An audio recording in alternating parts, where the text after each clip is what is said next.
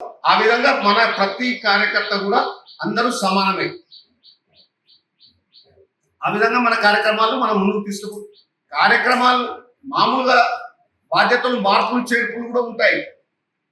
ఆ బాధ్యతలో ఎవరు బాగా చేస్తున్నారు, ఎవరైతే ఈ సంస్థను కొంచెం ఆ శాఖను ముందుకు తీసుకెళ్తారనే ఉద్దేశంతో మామూలుగా ప్రతి సంవత్సరము బాధ్యతలో మార్పులు చేర్పులు ఉంటాయి.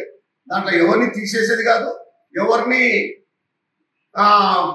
పైకి తీసుకుపోవడం కాదు. వాళ్ళు చేసే పనిని, వాళ్ళు చేసే అవసరము ఎక్కడైతే ఏదైతే అవసరం ఉంటుందో సరి అయిన వ్యక్తిని గుర్తించి సరి అయిన బాధ్యత ఇవ్వడమే అధికారుల బాధ్యత.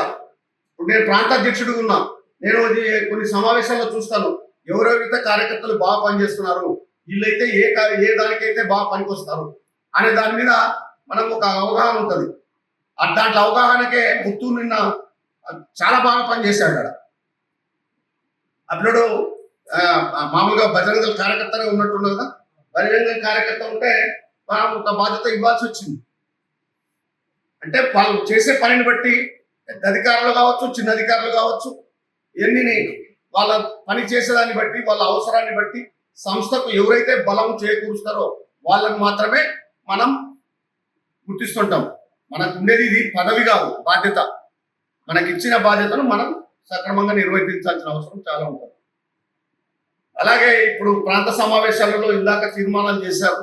ఆ తీర్మానాలు మీ ప్రఖండాలలో మీ జిల్లాల్లో, మన జిల్లాలో అన్ని తీర్మానాలు రాసి జిల్లాకు పంపించండి. ఆడ మీ ఎంఆర్ఓలకు కాపీ ఇవ్వండి,